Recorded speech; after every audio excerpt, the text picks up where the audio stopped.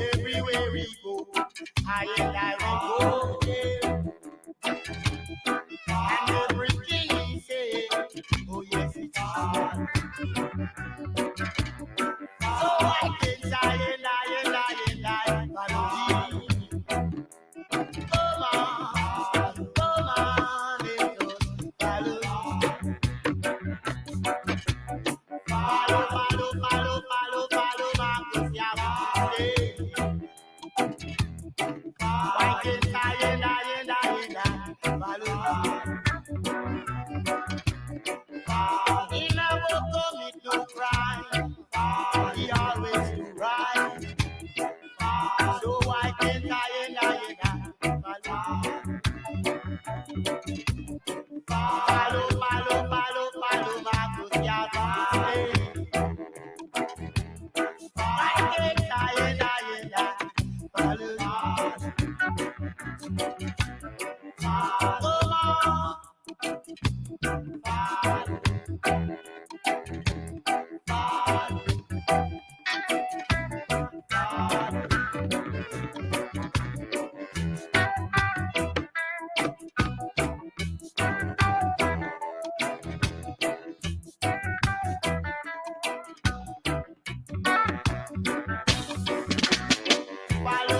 Follow, Marcus, yeah, we could stay. Follow.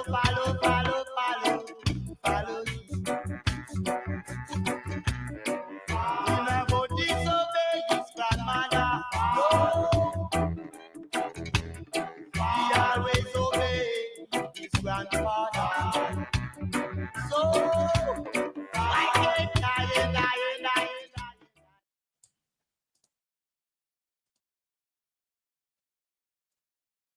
Yes, greetings, one and all, and thank you for tuning in to another big and serious discussion on Unity and Solidarity TV. Today is Saturday, August 17, 2024, and of course, I am your host, Bakari Makaru. Today is a very, very special day for several reasons. First and foremost, today is the Earth Strong of the most honorable, right and excellent, fearless, indomitable, venerable, unconquerable, provisional president of Africa, my eternal leader and inspiration, Papa Marcus Mosiah Garvey. So we have to hail him because we know and understand the yeoman contribution that Papa Garvey has made, not only in the Caribbean, but throughout the world. And of course, it is important and it is our responsibility to ensure that his name and legacy lives on from generation to generation. Family, I'm not going to go too much with the announcements. I'm going to save that for a second part because I have a very special guest who is no stranger to Unity and Solidarity TV. And I speak none other than Brother Kamukama, right from the beautiful country of Uganda. And today we will be turning our attention to the wave of protests and uprisings orchestrated by the youth, affectionately known as Gen Z, that is rapidly spreading across the continent. So greetings, my brother, and thank you once again for joining Unity and Solidarity TV to share your thoughts and perspectives on the ongoing developments on the continent. Thank you so much, my brother Bakari from St. Martin's and from Unity and Solidarity TV. To our listeners, my name is Kamukama Rukundo Clinton. I'm from the beautiful country of Uganda. Uganda is in the East African part of Africa. I'm pleased to be part of this amazing show and to connect with fellow Africans wherever they are. It's a pleasure being hosted each and every time. I thank the management of Unity and Solidarity TV for giving us a chance as young Africans on the continent to teach, to give our ideas to other Africans from different parts of the world. So I'm pleased to be here, and thank you so much, especially to my brother Bakari, for giving a chance to young Africans, not only in the continent but outside the continent, to express their view and how we can fix together as the black race. Thank you so much. I'm pleased to be hosted here once All right. again. Thank you. Thank you. So, my brother, a lot has happened since our last conversation. We've seen young people from Uganda, Senegal, Kenya, Nigeria, and other countries have poured into the street to protest against the social, economic hardships facing their particular country. Help us to understand what is life like for the average youth in Africa. Thank you so much for this opportunity once again. The current GenZ protests that have been taking place in different African countries show that the young people are willing to express whatever is happening on the African countries. If young people were conversant or they were okay with what is happening in Africa, no one would risk to protest. But the continuous social, economic, and political challenges that the young people are facing push them to show their power. I can tell you that from my Ghanaian perspective, the young people that joined demonstrations were educated young people, people that have gone to school, people that have education, but they have been pushed to the corner. The reason why they have been pushed to the corner is we have so many social economical challenges that we are facing as young people on the African continent. We are seeing that, for example, in Uganda here, many contracts are being given to the Chinese, and these Chinese come with their labor force. So no matter how educated you are not likely to get a job in these companies. And these are people that their parents have sold everything that they could to get to school. So the moment a person that has gone to school obtained a degree in any relevant course, master's or a PhD, but they get to the streets, means they have been pushed to the corner. It means in Africa, our leaders have betrayed us as young people. So what are the young people capable of doing is they show their frustrations to the leaders. For example, in Uganda here, the demonstration that took place on 23rd last month, that is July, demonstrated that every Uganda, despite of political affiliation, despite of their tribe, they are willing to come and show their frustrations.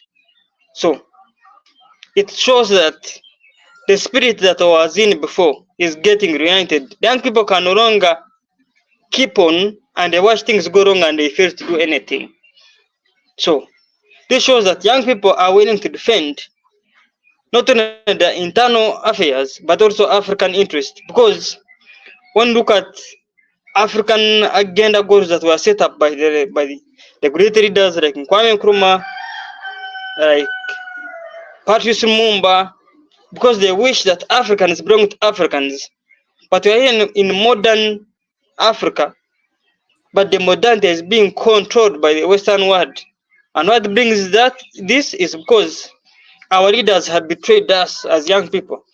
And the young people are willing to show that we have to step up and fight for ourselves. So look at what happened in Kenya, in Malawi, in Nigeria. Challenges are almost similar. So young people can no longer sit there and see wrongs happening and they fail to do something. And they are aware of the circumstances that are coming. Many of them have been put in jails, in prisons. But despite of the risks young people are willing to step up and fight for their countries. Thank you so much. And you know, I am so happy that you said that, you know, because based on my very limited and modest understanding, these young people are really risking a lot by coming onto the streets, because we have seen that some governments are not shy about using force in order to put down these demonstrations, right?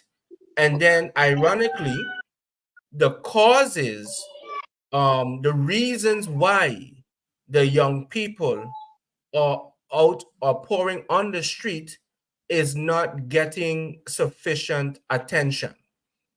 So when it comes to employment, when it comes to different opportunities, when it comes to participation, seemingly not much attention is being given to that. Would you agree with that observation? Yes, of course. If the youth were comfortable with what is happening, no one would risk to get on the streets. My brother Bakari, we are talking about youth that have gone to school, youth that their parents have so much educated, the youth that their parents have invested so much. So they cannot allow see wrongs happening and they fail to do nothing. This, we are talking about youth demonstrating because our country has been taken over. For example, here in Uganda, when you look at big investment, climate is taken up by the foreign world. An investor comes here and they are given free land. Not only given free land, but they also bring their own labor force in Uganda here, and they are paying lots of money. And at the end of the day, it's the government paying them. But young people cannot take up similar spaces. Those are the things that are taking used to the streets. We are talking people that have gone to university, people that have studied, but they are being pushed the corner. So it's so frustrating that we are being isolated in our own country. So these demonstrations are meant to show us that, show our leaders that we want our country back in our hands. You see what was being pushed in the in Kenya. Young people were demonstrating against a financial bill that was fueled by MF. Eh? Yes, yes, And yes. the Go World ahead. Bank and the World Bank. Let me tell you, our listeners that are listening right now, is the Western world does not wish anything good for us. They only come to exploit us, because the rest of the world needs Africa because of our resource, in terms of minerals, in terms of our population, and our leaders have not realized that. Why? Because they are only interested in their own pickpockets. We cannot allow Africa to be taken from us because it's us that belongs to Africa. It's so frustrating right now that our young people that have gone to universities, our young people that have sacrificed anything in Uganda, are being exploited in Arab countries. Yes, that's right. Hmm? Why would someone that has got potential to develop his own country go to the world, to the Arab world? And what happens there? They are being mistreated. In most times, going to these countries requires a lot of money. People are taking up loans because they are sure if they took up loans and invested in our own country here, the investment climate wouldn't favor them. So it's so frustrating. Our young people are being pushed the corner. But with the coming of internet, our young people are beginning to connect to the rest of Africa and comparing the situations. And they cannot allow this to happen, as they are being exploited all over here and there. So that's the cause that we are putting on our leaders. Of course, one would say that why are young people opting for this radical or extreme way of showing their anger and their disappointment. But I can assure you that we have tried all other means, and our grievances have not been worked upon. So they take us for granted. But for how long can we allow that happen? That's So right. this is it is the amount, it is out of the amounted frustration. Young people are being that the young people are going to the streets, show their anger and hoping for better change. Thank you. And you know, I am so glad you pointed that out because I was reading an article. It's entitled "Give African Youth the Space to Dissent." And that was written by Moki Makura. I hope I pronounced the name correctly. And he holds the view that African youth are being driven to extremes. If they speak out, they risk the wrath of government oppression. But if they remain silent, they risk falling into despair. And I think you already, your thoughts were along those lines. There seems to be no middle ground, as it were, when it comes to these particular developments on the continent. But let's place some focus on, let's say, on Kenya, for example, where we saw that it erupted. The youth erupted onto the streets, I think about maybe 6 weeks ago, if I'm not mistaken, and certain concessions were made, right? And I just call them concessions by the president of Kenya. Do you think that the youth are satisfied with what has been conceded thus far? Or do you think that they want a total transformation of the economy and society? And of course, if you can speak on it from a Ugandan perspective, please do. Thank you so much for that question. Kenya is a neighbor to Uganda, and I've had so much connections with several youth that are coming from Kenya. I usually travel to Kenya. My friends usually travel to Uganda, and we always have these interactions. Okay. I can tell you that our leaders have learned the art of deception, Okay. the art of convincing young people. So the process that have been taking place in Kenya did not come in one day, and therefore they cannot be solved in one day. That's right. I I applaud the president of Kenya for putting up measures that can work on the grievances of Kenya. But let's give it time. But from the Ugandan perspective, when our young people took to the streets a few weeks ago, 2 weeks ago, instead of our president working so hard to give a space for these young people and to listen to their grievances, instead he accused them of getting foreign aid or working for foreign Western world. But from my own perspective, I've had a chance to interact with these people that went to the streets. Many of them are Pan-Africanists. They have their country, and no one would wish to work against their country. They love their country so much, but they are being pushed the corner. So our own loopholes, our own systems are allowing the federal youth, young people, to be bribed by the Western world. Let me tell you, when challenges happen in Africa, our internal challenges, our enemies get a chance to exploit those internal challenges. So my main issue would be that we as African people, we should get and find solutions for our own problems, because no one wishes better for us. And the moment those who know our potential and our capacities see that we are disorganized internally, they will exploit us. And inside the enemy is always a big and an invisible enemy. So our leaders should not wait for the Western world to exploit our internal challenges, but instead they should focus on fixing our own internal challenges. I happen to live in Entebbe. Entebbe is where our president or the presidential offices is.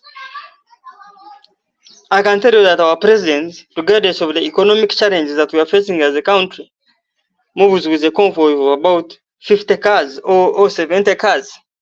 Wow. And do you know the cars that he's moving with? I don't think they're cheap. So you would find that our president is using more than $1 million daily, the office of the, which is so much. And it depends on the taxes that we pay as young people. Because whenever I buy something, I'm paying a tax in Uganda here directly. But why would me, that is not employed, pay for someone to keep himself in power rather than work on not only myself but other communities? Why would I go on the street if I can find market for my agricultural produce? Why would I engage myself in a protest if I know this, that if I put up capital and invested in milk, I would find market for my milk? Uganda is an agricultural country, but we have been pushed out of agriculture because of competition from foreign companies that are investing here. Yes. So there are those challenges that hit us directly that are putting to the streets. Yes, I understand that very many young people are dying in that are facing so many political persecutions. But you can see and we can learn from our own people that had defined Africa also face these similar challenges. So And it is and you out know, of yes, go ahead. Go ahead. it is out of amount. Yes, Go ahead, it is please. out of amounted. It is out of amounted persecutions that young people are being pushed to the streets. So it's a call to our leaders that they should think about us as young people. And you know something that you said, I've noticed it also in my readings that really resonated strong with me was that the young people who are protesting, they are not politically affiliated. For example, it's not along tribal lines or cultural lines, I should say, but they are just solely interested in a better society. And let's not forget that young people on the continent make up anywhere between 50 to 70% of the population. And when you have so many young people who have access to, let's say, education, who have access to social media, that's a lot of influence. And I believe the powers that be are very worried about that. You see? And again, and that's what I said earlier. It's strange that the government would use resources and force to stop, to quell the demonstrations, instead of using those resources to improve the economy. That's something that I just find very, very ironic. What do you think, my brother? From my own Ugandan perspective, we have a president that has been in power since 1986. Yes. So that's approximately around 38 years. Almost 40 years. Yeah. So our president and our leaders in power are only interested in keeping themselves in power, and they are willing to use any extra force to shut down whoever is against them or is against their power holding. It's not surprising that right now, as we are towards 2026, the first son, Muhoozi Kainerugaba, has already declared his intentions to succeed his father. Oh, wow. So it explains that these people are not interested in solving Ugandan problems, but holding themselves into power. So any resistance that you put up, for them to interpret it as something that is against them told into power. And unfortunately, this is not only happening in Uganda. When you look at Guinea, it's the same happening. When you look at Cameroon, it's the same happening. So it draws a bigger, further perspective that our leaders are only interested in holding themselves into power and not holding and not working on the affairs of the people. Because me, my brother Bakari, I wouldn't be here if I didn't have challenges to put across. It is not that I would be at work working, but I have no job. The job I had, I was just dismissed because of my own political affiliations. Because I stood up and said I cannot allow this happen. This operation happening. So the moment you speak against dictatorial leadership in Africa, you face direct consequences. And this is not happening in Uganda only, but across Africa. Our leaders have betrayed our own struggle as African people. But the good news is the young people cannot allow this to happen anymore. That's why they are getting to the streets, sending a movement that you are not comfortable with whatever is happening. As you said, the Ugandan population right now is about 75% of young people. So what happens if we decide to keep silent? My own children would judge me because they would face direct consequences. That's what my friends in Kenya are facing. Why? Because their president is dancing to the tunes of the Western world. The IMF, they are giving directions. The IMF does not care what happens in Kenya as long as they are making money out of Kenya. That's right. Look at what is happening in Democratic Republic of Congo. That's right. One of the richest mineral countries in the world. But you know what is happening? It is the Western world exploiting Congo. Right now, I have so many Congolese friends in Uganda who are refugees. Why? Because the Western world is sponsoring rebel groups in Congo. And our young brothers and sisters in Congo have no option because the Western world is just identifying young people, because young people have been desperate. And the Western world is taking up such space and exploiting young people.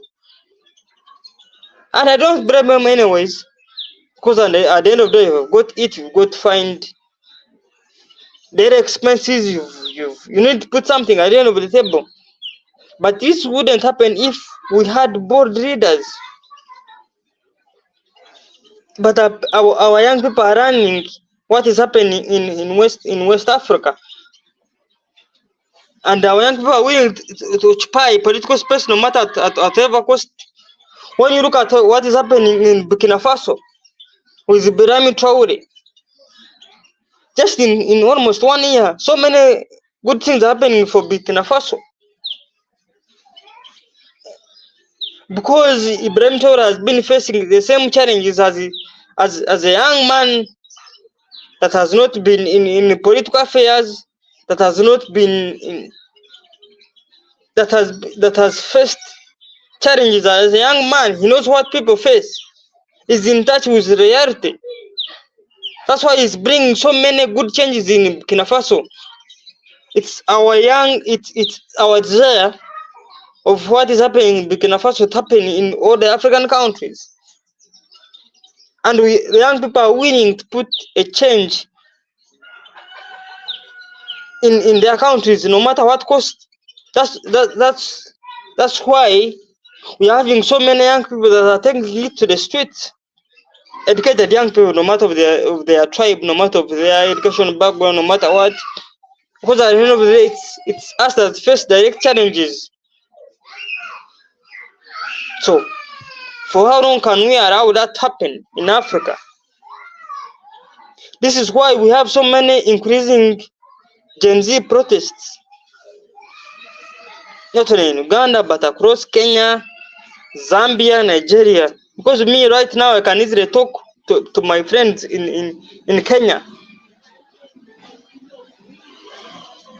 And they share with me what they are passing through, and I realize we are facing same challenges. So, the struggle. Go ahead. So the struggle to unite Africa is beginning with young people. And this is not only stopping here. In Uganda, I can authoritatively predict that the struggle to unite Africa started with young people. That's right. And it's moving progressively. We cannot allow our affairs to be meditated by the Western world. Because when you look at countries like DRC, like I've mentioned, our leaders have betrayed us. Our leaders in Uganda have betrayed us. Our leaders in Kenya have betrayed us. Why? Because they have put good investment climates for foreigners. We have been isolated out of our own countries. Right now, in Uganda, if there was a visa application for people to go in the United States, I would tell you that 95% would be willing to go and apply and even say their errands and all what to go. But the country they are going is no minerals, no anything, because our governments don't care about us. So we only need to work on our own affairs as African people, because we have what it takes to develop our own countries.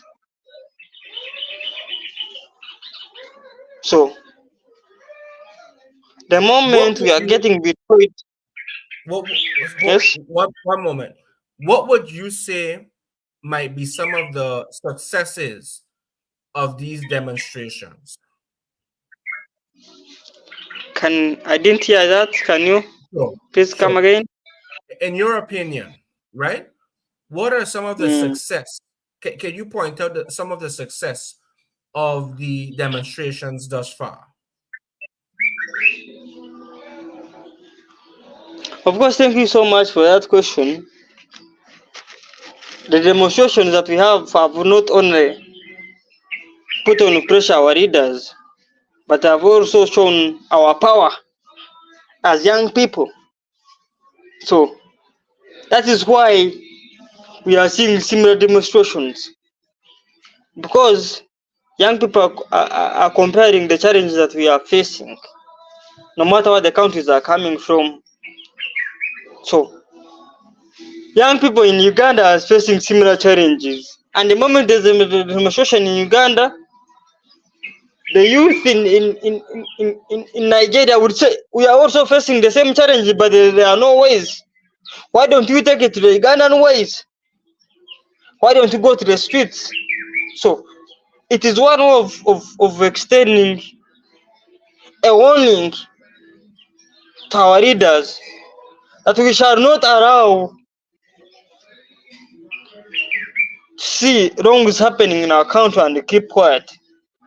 So it's a success. It's one of extending our voice to our leaders. As you've already told me, the Kenyan President William Ruto, is already putting measures in practice to see how the how the challenge of young people can be solved. So we are also waiting to see what is happening in Kenya, happening in different African countries. But unlike in Uganda, where the president always takes such good references as political as political motives to work against his rule, and he cannot do anything to other criticize them. But I can also predict that those are those are those are kicks of a dying horse, because Bakiri right now, if I was comfortable, because I'm already a graduate here at university, but I cannot find any job. Why? Because I'm not connected to the government in respect of my connections. And it's the same with my own age groups. They're also on the streets. The recent demonstrations that happened in Uganda were led by educated, elite young people, but they are being isolated everywhere. Why? Because they are not connected to state house. So we can see that the regime that you have in Uganda is characterized by nepotism, and all that. So we can't allow this happen, and we sleep and forget about the struggle. If we you don't were fight now, what will happen? Or if we don't fight now, what will happen to our coming generations? They will blame good, us good because point. we are direct victims of the bad rule in Africa. Thank you. So before we go on, I just want to recognize some of the viewers who are joining us today. And of course, if any one of the viewers would like to weigh in and make a contribution, you are welcome to do so. And please forgive me if I don't pronounce your name correctly. It was not done intentionally. So I see we have Kilaika Kwa Baruti. And Kilaika says, Happy Garvey Day, up you mighty people. You can accomplish what you will. In the words of the Honorable Marcus Mosiah Garvey, give thanks, Kalika. And then we have Aminata Kujabi, give thanks for joining us. And we have our brother Uwa Abontum, number 2, he says respect. And SXM Academy SBO says grand rising and a great day to all. Yeah, so thank you all so much for tuning in and sharing your comments with us. And again, if you want to join the conversation, just please let us know in the chat, and I'll send you the link to invite you. That's no problem whatsoever. So my brother, let's just go back to what you said earlier with regards to the IMF, because one thing I have noticed is that initially the our brothers and sisters in the streets they would have directed their frustrations at the government. And at the same time, we know and understand that many African governments are sponsored or under the control of these international organizations, namely the IMF, World Bank. We're not going to talk about the conglomerates as yet, but do you think our brothers and sisters on the ground truly understand the connection between their current economic and social situation and the policies rolled out, in this case the IMF and the World Bank? Thank you so much, my brother. Can you hear me? Yes, I can. Yes, I can. Thank you so much for that question. I can authoritatively tell you that no one outside Africa, or no one that has bloodline with African ancestry, that wishes good for Africa. So the IMF cannot put funds in Africa that do not directly benefit them. Let me tell you, my brother, right now, the rest of the world needs Africa. Why? 60% of our land is still unoccupied. We have minerals. The rest of the world needs Africa. But because of our own internal disunity, our own internal disintegration, we have portrayed that we don't need ourselves as Africans. If we had a sounding African unity, we wouldn't be suffering. Why? We still have natural resources that the rest of the world doesn't have. But because we have not put our own selves in order, we are being exploited by outsiders. Our political leaders have betrayed us. So the moment we don't unite ourselves politically and have a common language, common unity grounds, common unification strategy, we shall forever be left aside because our enemy knows what we have. I was last week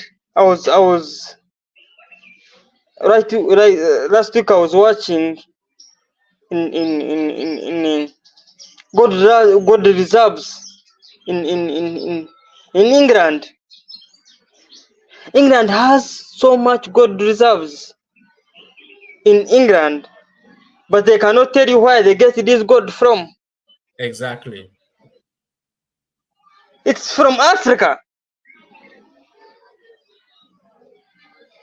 So if we don't put ourselves in order, we shall forever be exploited. So the question comes back to me and you and political actors. And unfortunately, right now, I don't have power to put what I'm saying in practice because I don't have political power.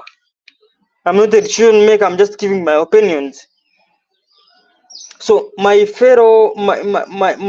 advice would be for our youth in different African countries. Let's participate in politics. Let's take charge of our own affairs as African people. If Ibrahim Traore had not stepped up, Burkina Faso would be still in the hands of our own exploiters. Same case with Niger. Same case with Angola and other different African countries. But unfortunately, there are so many things that always participate in actively participate in the African struggle. For example, you are aware that participating in Africa, you need to have a management of resources. So those are the challenges that we are facing on the African continent. Right now, I'm willing to stand for mayor of my local town, but it's so much hard for me to participate in that. But regardless, we shall always engage in serious struggle and see what happens. So that is my opinion. I really admire your bold decision, my brother. Um, and I'm wondering how desirous is the youth, at least in your country, Uganda, in terms of participating in politics, in running for office? Is there a large demand?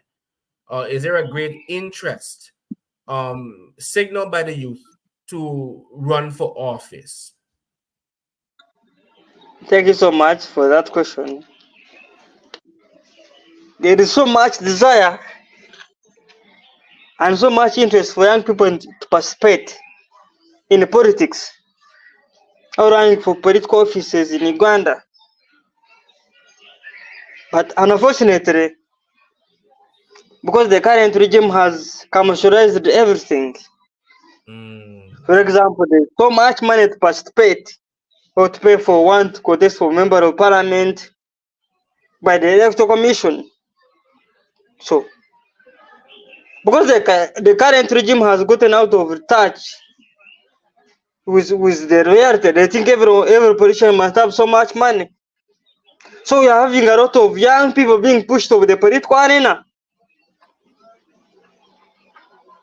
And these are the grievances that the youth are putting on the streets. They are saying, because we know our voice can't be heard politically, let's use other missions and other means to have our voices being heard. So it is out of unmounted political social persecutions that the youth are putting together to have our voices being heard out there.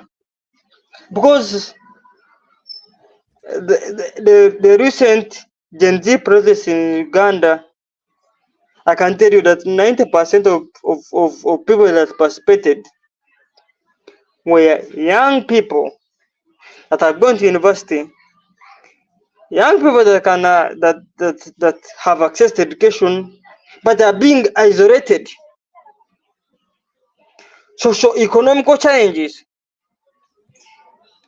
As I was coming here, you told me that there's so much noise in the background. Those who see me can even hear so much voice in the background. Why? I'm in a ghetto. I'm living in a ghetto. And I'm so lucky to be living in a ghetto because I have no option. But those people that are occupying government positions don't even have the qualifications that I have. Last time I asked for the job, I wonder, the woman asked me, the office message asked me more than $2,000 and have qualifications. And it's not me facing the similar challenges, but also other young people. So that's why we young people are putting that in the streets. So what are young people doing to help themselves, let's say in Uganda? Are they joining organizations? Are they starting community initiatives? What are they doing to help themselves? Uganda is on a time bomb. Oh. So Anytime you hear something bad happening here, just know I gave you a clue of, of that. So Wow. there are no any other ways, because you cannot join a community organization without money, without resources. So this is what we Wow. are facing here in Uganda. And just for my personal knowledge, my brother, how much would it cost? Oh, I think, oh boy. Unfortunately, I think his connection dropped. But I was just about to ask our brother Kamukama whether about the amount it would cost. Oh, here he is again. Greetings, King. Yeah, so I was just about to ask you, to your knowledge, how much would it cost to start an organization in Uganda? It depends on which kind of organization you want to do. So there are basically different categories. Like an So it NGO. depends Let's on say an where NGO. Let's say an NGO. NGO it would approximately take maybe around $300. Okay. Hmm. Okay. All right. I mean that's good to know because I'm just thinking along the ways of, self-help and self-determination, because I would imagine that there are so many opportunities on the ground where you are, and as you rightfully pointed out, everything costs money, you know. So I was just wondering how much that would cost to get it off of the ground. Um Something that I also am curious to know, right? Now that we have all of this going on the streets, my brother, what, in your opinion, is the next logical step for this particular movement that we see happening?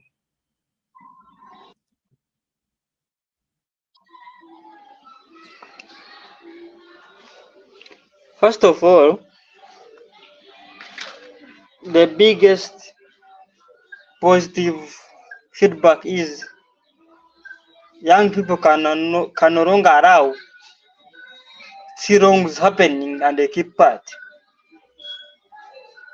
That's why we are having so many young people that are taking up to the streets to fight for what belongs to them, because our country belongs to us. Anything that happens wrong in our country directly affects us. The wrong socio-economical, social policies that are adopted by the government directly affects us. And young people are tired of facing these challenges. So that's why they are taking it up to the streets. Let me tell you, my brother Bakir, if young people had access to employment, if young people had access to social needs, if people had access to if people had access to market, they wouldn't be taking to the streets. Let me tell you my background. I come from a farming family. We grow crops, we rear animals. But the moment I invest so much in dairy farming and I cannot find market for my milk, why would I take it? But if we didn't have borders in Kenya, if we don't have borders in Congo, if we don't have borders in South Sudan, the countries I'm mentioning are borders to Uganda. I would so much be free to export my milk to Congo. I'll be so much free to, to export.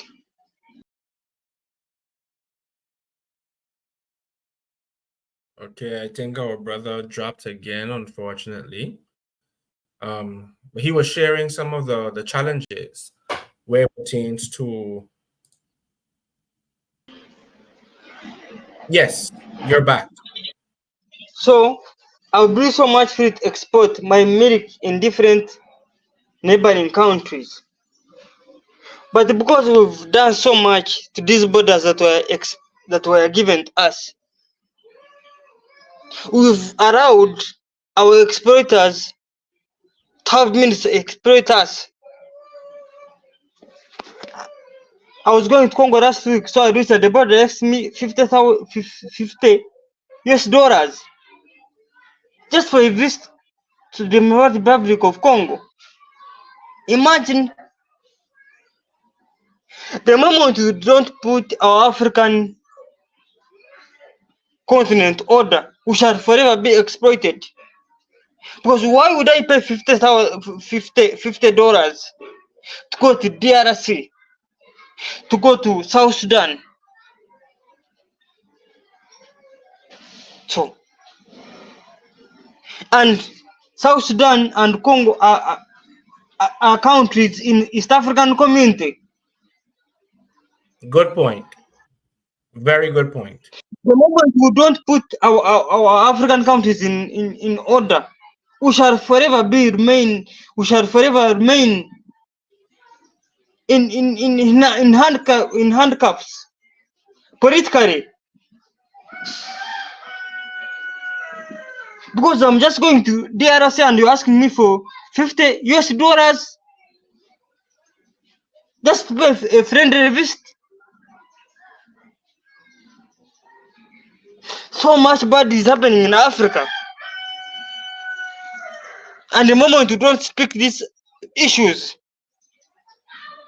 we shall forever remain in slavery. Because when you look in Uganda right now, we have left the issue of borders. Now we are going to churches here in Uganda. I'm a politician, I'm a political actor right now. So I tell you this, but let me just speak my mind. I have so many invitations because I have declared to stand for a political office in my area.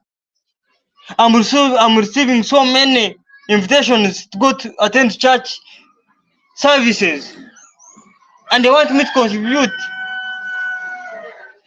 but they are not inviting me for community projects. Oh. So it tells you that we as African people, we just have so much to put in place. Yes. Eh? Our continent is going in a bizarre, in a wrong direction.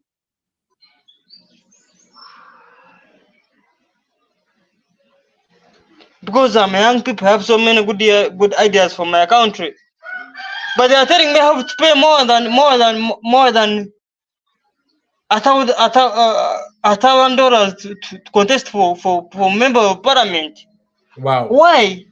Yeah. Why would I pay that?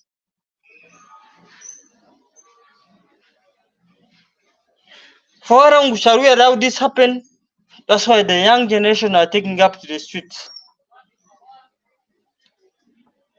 Do you think more young people are joining organizations now as a response to raise their voices and to make lasting change in their society? They are not joining, but they are being pushed to join. The conditions that they are living in have pushed them to join. The living conditions. Because I'm here staying in Kampala, I pay so much tax, but I cannot get services for the tax that I pay. Wow. So I'm not employed, but you still want service from a tax from me, and then I don't have accountability for my own tax. So being pushed the corner. So we are facing so much programs that are pushing us to the streets. I wouldn't go to the streets if I was comfortable. If my people in the village would get communication service, if they would get market, if they had better transport communications, if my own brother wouldn't go to these Arab countries to get employment. So it is out of socio-economic and political challenges that we are beginning to show our voice to our leaders, because our leaders are our own representatives. Not all of us can be leaders, but the leaders that will give manifesto to are betraying us. And this is not only happening in Uganda, but look at Kenya. The young people that took to the streets are facing so much economic and social challenges. Yes, that's right. High inflation. They cannot get social. They cannot get economic problems, economic solutions. I come from an agricultural background, but we invest so much in agriculture. We don't have markets. Why? Our leaders don't just care about the problems that we are facing. They're just the trade barriers that we have here in Kenya, here in Uganda, between us and Kenya. Why would me, a farmer in Kenya, why would I be a farmer in Uganda, but I can't trade with a consumer in Kenya? Correct. Because I'm supposed to pay a large amount of money to get my things get crossed by the border that was not there before.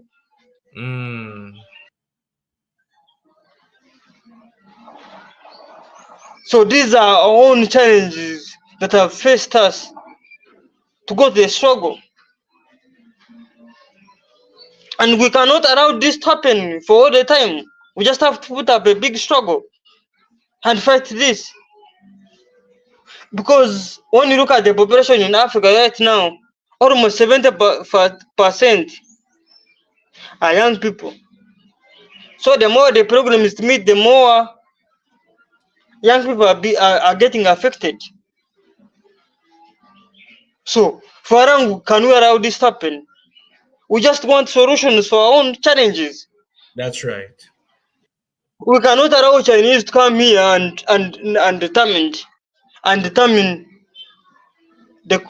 determine our own social life. Yes. Why would the Chinese get employed in Uganda, but me, Ugandan, cannot be employed yet I pay tax? Why would a Russian get employment in Uganda, but me, I cannot get employed?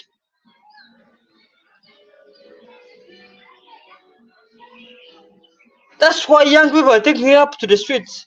Yes. It's so bad what is happening here in Africa. But the challenges that we are facing are giving us a way to avoid a repeat of similar challenges. That's why the Gen Z cannot allow that to happen all the time. We just want to get a solution. Get young people in politics. Get grassroots politicians. Get people that know our challenges. Yes. For example, right now our president has been in power for almost 40 years. He just is only interested in keeping himself in power, but not solving the challenges that we are facing as young people.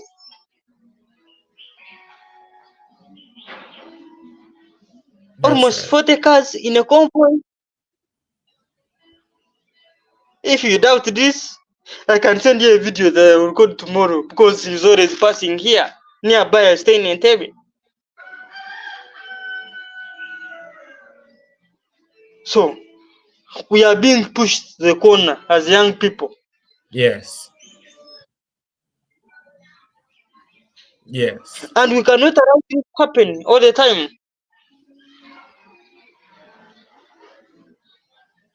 When you'd say I'm getting emotional, but I would tell you, I'm a direct victim. I've qualified, I have qualification to get a job, but I've so far applied almost like 15 applications, but they're getting turned down.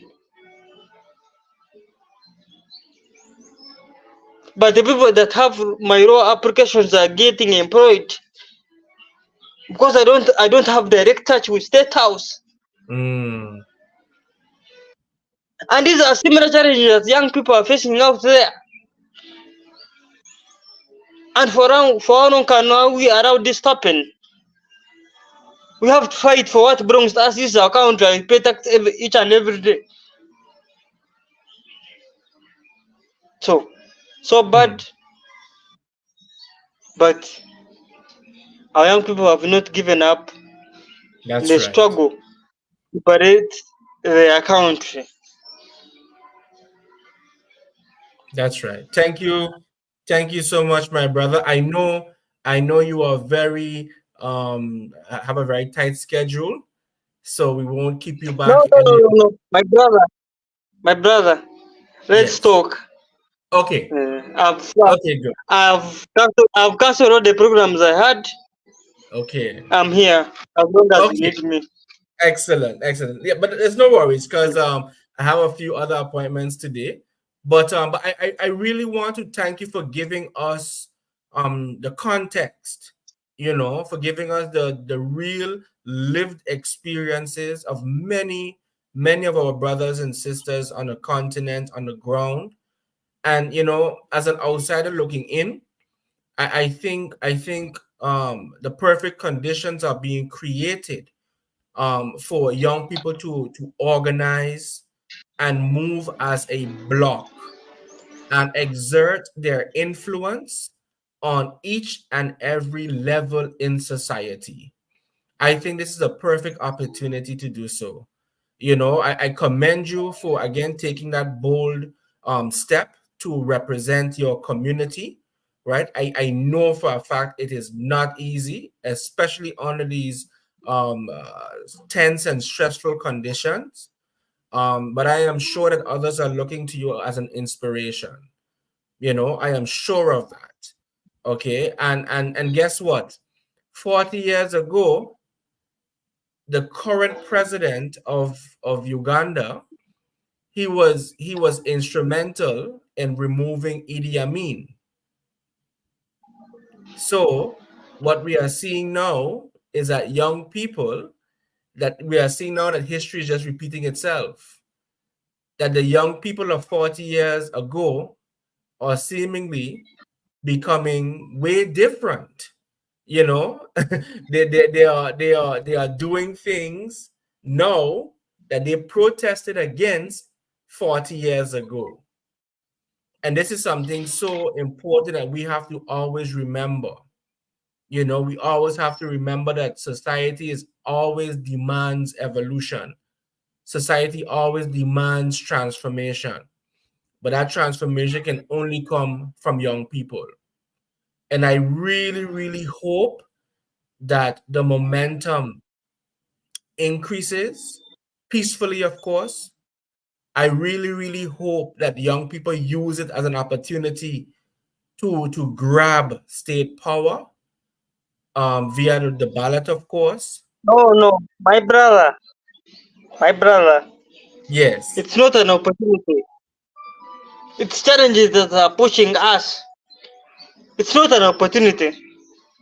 An opportunity comes when you are pushing something, and that something gets you in the right ways. Okay. If everything was in right ways, I would get what I want. Yes. So you are using that. It's not an opportunity. Okay. No. So it's the challenges that are taking young people on streets. So, and when challenges come, it's when leaders are born to solve those challenges, because the young people are not willing to allow our country go backward. We want a solution, like the solution that happened in Burkina Faso. We want, because me, I pay tax. Everything I buy, I pay tax. Everything I use, I pay tax. So I'm demanding accountability for what I pay for. That's right. So That's it's right. not an opportunity. It's a great. I'm demanding for a service. So when I mentioned opportunity, I was speaking of it from this perspective, that because of these conditions, right, we have to make a serious decision. We have to look at all of the options presented to us, and that we see these options, right, as an opportunity, as a chance to grow and evolve, because that's what's presented to us now.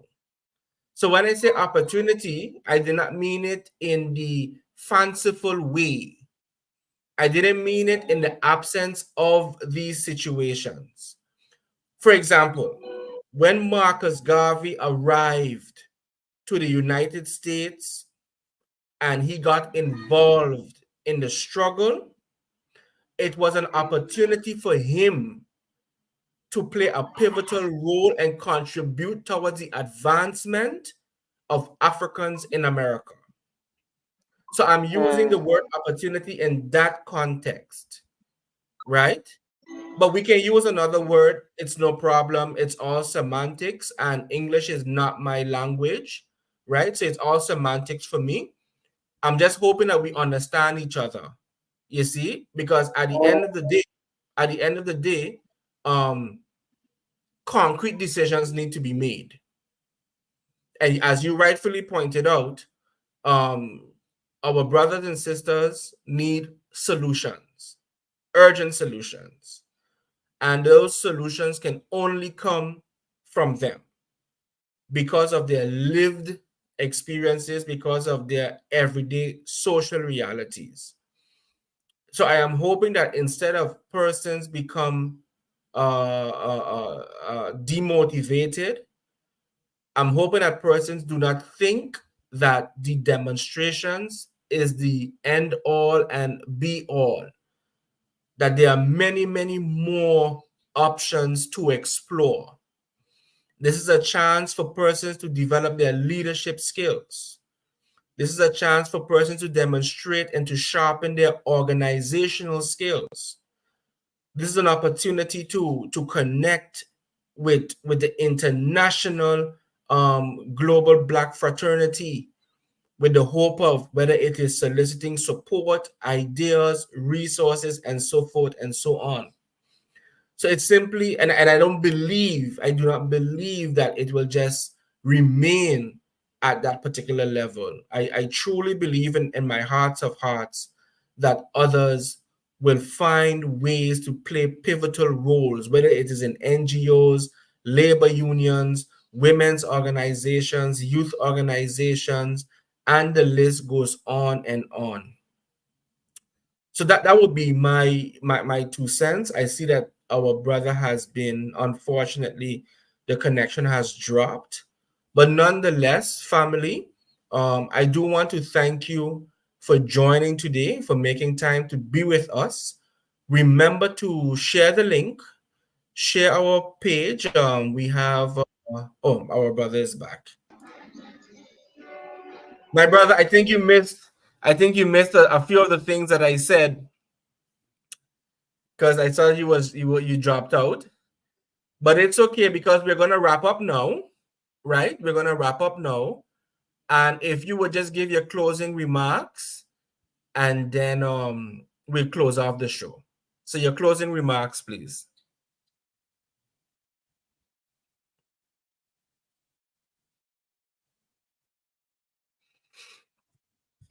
Okay. Can you hear me? Yes, I'm hearing you now. My closing mark should be that Africa is rising up and young people are willing to take back what belongs to them. That's right. Young people cannot allow see the wrong happenings and they keep quiet. The spirit of Gavism, of Marcus Garvey, the spirit of Nkrumah, the spirit of Nelson Mandela, the spirit of Milton Obote is rising up. The spirit of Ture is rising within ourselves. That's right. So the spirit of getting back what belongs to us is rising up. Thank you so much. That's right. That's right. Thank you so much, my brother. It's always great having you. And of course, we need to have a follow up. Maybe we can have a monthly podcast. You know, once a month you come on and you share your knowledge, you share your experience, you share your passion, you know, with the family at home and abroad, right? So I really want to I want to put that proposal to you. And we can always discuss the details afterwards. That's not a problem. And yeah, we just want to commend you again for all the work that you're doing, your community projects, your political activism, your writing. I know you was writing in between. You know, you would have produced several pieces on Pan-Africanism. You know, I haven't seen it in a while, but I hope you've continued, you know, with your writing and enlightening the minds of so many of your readers and your loyal followers, you know.